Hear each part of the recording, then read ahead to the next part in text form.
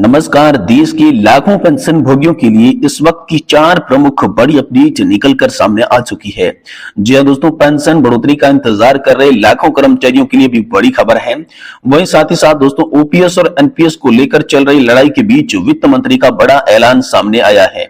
आज की इस वीडियो में हम बात करने वाले हैं कर्मचारियों को एनपीएस में ही मिलेंगी पुरानी पेंशन योजना वाले फायदे, यानी कि दोस्तों एनपीएस में ही शामिल किया जाएगा ओपीएस को।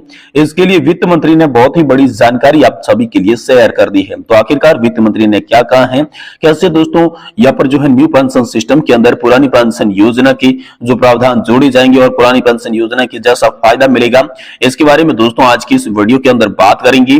वही दोस्तों कर्मचारियों के लिए यहाँ पर जो है पहले से ही इतनी ज्यादा मिलेगी पेंशन। जी दोस्तों, ईपीएफओ की तरफ से जो कर्मचारी भविष्य निधि मुख्यालय है उसकी तरफ से दोस्तों बहुत ही बड़ा अपडेट आया है। कर्मचारियों को पहले से ही इतनी ज्यादा मिलेगी पेंशन, ईपीएफओ ने जारी किया है बड़ा अपडेट। तो दोस्तों आखिरकार ईपीएफओ ने क्या अपडेट जारी किया है, इसके बारे में भी आज की इस वीडियो के अंदर बात करने वाले हैं। वही दोस्तों पेंशन को लेकर आई बड़ी खबर, लाखों लोगों को मिलने वाला है बड़ा फायदा। तो आखिरकार पेंशन का फायदा लाखों लोगों को कैसे और किस तरह मिलेगा, इसके बारे में भी बात आज की इस वीडियो के अंदर करेंगे।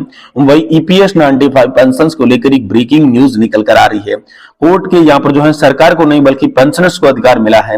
इसके लिए दोस्तों ईपीएस 95 पेंशन को लेकर बड़ी खबर आई है कि कोर्ट ने जो फैसला दिया था उससे सरकार को नहीं बल्कि पेंशन धारकों को जो अधिकार मिला है। आज तक ये पेंशन धारक नहीं जानते हैं, जो पेंशन धारकों से बात छुपाई गई है। तो आखिरकार पेंशन धारकों को क्या अधिकार मिला है कोर्ट से, उनके लिए क्या बड़ी खुशखबरी है, इसके बारे में दोस्तों आज की इस वीडियो के अंदर संपूर्ण जानकारी देंगे। यानी कि पेंशन पर आज की तमाम 4 बड़ी अपडेट इस वीडियो के माध्यम से कवर करने वाले हैं, जो कि सभी सरकारी कर्मचारी, राज्य कर्मचारी और ईपीएस 95 पेंशन धारकों के लिए बहुत ही खास और इंपोर्टेंट होने वाली है। इसीलिए आप सभी से निवेदन करते हैं कि दोस्तों आज की वीडियो को आप लास्ट तक देखें। इससे पहले हमारे चैनल पर आप पहली बार वीडियो को देख रहे हैं तो दोस्तों चैनल को सब्सक्राइब कर दें और वीडियो को लाइक करें। तो चलिए सबसे पहले बात करते हैं कि कर्मचारियों को एनपीएस में ही मिलेंगे पुरानी पेंशन योजना वाले फायदे। वित्त मंत्री ने आखिरकार क्या बड़ी जानकारी दी है।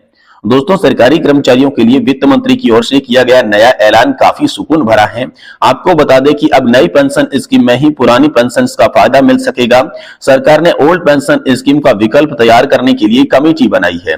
कमेटी अब न्यू पेंशन सिस्टम को ओल्ड पेंशन सिस्टम जितना ही पॉपुलर बनाने पर काम करेगी। इसमें दोस्तों गारंटीड रिटर्न्स होगा। अतिरिक्त कमाई के बारे में भी यहाँ पर सोचा जा रहा है। वही दोस्तों नेशनल पेंशन सिस्टम या नई पेंशन स्कीम को लेकर नई व्यवस्था बनाई जाएगी। व्यवस्था ऐसी होगी जिसमें केंद्र और राज्य सरकार इसे दोनों ही अपना पाएगी। वही दोस्तों ओल्ड पेंशन स्कीम को लेकर चर्चा तो चल रही है। दरअसल काफी दिनों से ओल्ड पेंशन स्कीम को लेकर देश भर के सरकारी कर्मचारी जो है वो आंदोलन कर रही है। कई राज्यों ने ओल्ड पेंशन स्कीम को फिर से बहाल कर दिया है। ऐसे में केंद्र सरकार इस पर गौर कर रही है। हालांकि ओल्ड पेंशन स्कीम को केंद्र स्तर पर लागू नहीं किया जाएगा, लेकिन न्यू पेंशन स्कीम में गारंटीकृत रिटर्न्स पर वित्त मंत्रालय हाल फिलहाल में समीक्षा कर रहा है। यह मामला है कि नई पेंशन योजना में ही पुरानी पेंशन के फायदे हैं वो जोड़े जाएं, इसको लेकर चर्चाएं काफी तेज हो गई है। हालांकि दोस्तों सरकारी खजाने पर बिना कोई बोझ डाले कंट्रीब्यूशन कैसे बढ़ाया जाए, इसका रास्ता भी खोजा जा रहा है और पेंशन बढ़ाने के लिए एन्युटी में ज्यादा निवेश संभव हो सकता है, इसके बारे में भी बात की जा रही है। अब दोस्तों पुरानी पेंशन योजना थी, उसके दोस्तों आखिरी महीने के वेतन की जो आधी रकम थी वो बतौर पेंशन की मिलती थी। कर्मचारी की मृत्यु के बाद पति या फिर पत्नी को पेंशन का फायदा मिलता था। हर 6 महीने के बाद बढ़ने वाले डीए का जो प्रावधान था, मतलब जब जब आपका महंगाई भत्ता बढ़ता तब तक पेंशन का भी फायदा मिलता और सरकारी कर्मचारियों को अपनी तरफ से इसमें कोई भी योगदान नहीं देना होता। ये जो प्रावधान थे ये पुरानी पेंशन योजना में थी। तो अब इस पुरानी पेंशन योजना के कुछ प्रावधानों को लेकर नई पेंशन योजना के अंदर जोड़ा जाएगा, जिसमें गारंटीकृत पेंशन दी जाएगी, डीए का भी लाभ हो सकता है और नए वेतन आयोग के आधार पर पेंशन में भी बढ़ोतरी हो सकती है। इसको लेकर दोस्तों हाल फिलहाल में वित्त मंत्री द्वारा बड़ा बयान दिया गया कि अब आप सभी के लिए पुरानी पेंशन योजना के जो लाभ है वो नई पेंशन योजना के अंदर जोड़ के आपको दिए जाएंगे। वही दोस्तों कर्मचारियों को पहले से इतनी ज्यादा मिलेगी पेंशन। जी हां दोस्तों, कर्मचारी भविष्य निधि संगठन ने बड़ा अलर्ट जारी किया है, जिसमें कर्मचारियों को पहले से ज्यादा पेंशन देने के बारे में बात कही गई है। दोस्तों ईपीएफओ ने कर्मचारियों की हायर पेंशन को लेकर एक सर्कुलर जारी किया है। सरकार ने हायर पेंशन पाने वाले कर्मचारियों को बड़ी खुशखबरी दी है। अब कर्मचारियों को पहले से भी इतनी ज्यादा पेंशन का लाभ मिलेगा, साथ ही बेसिक सैलरी में भी बढ़ोतरी की जाएगी। तो आइए जानते हैं कि आखिरकार ईपीएफओ की तरफ से क्या बड़ा अपडेट आया है। दोस्तों हायर पेंशन को लेकर काफी समय से चर्चाएं हो रही थी, लेकिन अभी तक ये कंफ्यूजन था कि ज्यादा पेंशन का कैलकुलेशन कैसे और कितने पर होगा। सरकार ने 6.2 करोड़ से अधिक ईपीएफओ सब्सक्राइबर के लिए अब सरकारी नया फॉर्मूला बना दिया है। ईपीएफओ ने हायर पेंशन की बकाया रकम का कैलकुलेशन को लेकर एक सर्कुलर जारी किया है। इस सर्कुलर में बताया गया है कि ईपीएफओ सब्सक्राइबर को कैसे अधिक पेंशन का ऑप्शन मिलेगा, कितना पैसा अधिक जमा करना होगा। दोस्तों ईपीएफओ के अनुसार ईपीएफ की बाकी कैलकुलेशन महीने के आधार पर होगा। 15,000 रुपए की कैपिस के अधिक सैलरी जिस हुई है और उस दिन ही बेसिक सैलरी और एरियर कैलकुलेशन की जाएगी। बेसिक सैलरी का 8.33% हिस्सा नियोक्ता को भी यहाँ पर भुगतान करना होगा और इसमें ब्याज की कैलकुलेशन होगा, ब्याज की भी गणना होगी। दोस्तों ईपीएफ में जमा कर्मचारियों की रकम पर कंपाउंड इंटरेस्ट भी मिलेगा। ईपीएफ स्कीम 1992 के तहत ये ब्याज मिलेगा। जिन ट्रस्टों को छूट मिली है, अगर हायर रेट्स घोषित होती है तो उन पर भी ये फैसला लागू किया जाएगा। वही दोस्तों हायर पेंशन के लिए आप भी आवेदन कर सकते हैं। पेंशन की गणना के लिए बहुत ही जल्द एक और सर्कुलर जारी किया जाएगा। ईपीएफओ के एक अधिकारी ने कहा है कि बाकी और पेंशन की गणना जारी करने के लिए सर्कुलर यहाँ पर आप सभी के लिए आने वाला है। वही दोस्तों अगली बड़ी खबर की बात करें तो पेंशन को लेकर आई बड़ी खबर, लाखों लोगों को मिलने वाला है इसका फायदा। अगर आप भी पेंशन धारक है, पेंशन का फायदा लेते हैं, तो दोस्तों विस्तार से आप सभी को बताते हैं कि कैसे आखिरकार लाखों लोगों को फायदा मिलेगा। देखिए दोस्तों पेंशन बढ़ाने को लेकर लंबे समय से मांग चल रही थी। दोस्तों मीडिया रिपोर्ट्स के मुताबिक सरकार की तरफ से पेंशन बढ़ाने की बात चल रही है। फिलहाल इस बीच न्यूनतम पेंशन की राशि को बढ़ाने के लिए पेंशन भोगी हड़ताल करने का भी फैसला कर चुके हैं। आपको बता दें कि कर्मचारी भविष्य निधि संगठन की ईपीएस 95 पेंशन दायरे में आने वाले पेंशन भोगियों की न्यूनतम पेंशन 7,000 रुपए 500 किए जाने समेत अन्य मांगों को लेकर पेंशन भोगी भूख हड़ताल पर चल रहे हैं। कर्मचारियों की जो फिलहाल है वो 1,000 रुपए की पेंशन दी जा रही है न्यूनतम, और ये इसे 2014 में लागू किया था, तो इसे बढ़ाने को लेकर लगातार मांग हो रही है। दोस्तों राष्ट्रीय संघर्ष समिति यहाँ पर जो है अपने बयान में कह रही है कि हम अपनी मांगों को लेकर दोस्तों यहाँ पर जंतर मंतर पर लगातार प्रदर्शन कर रही है।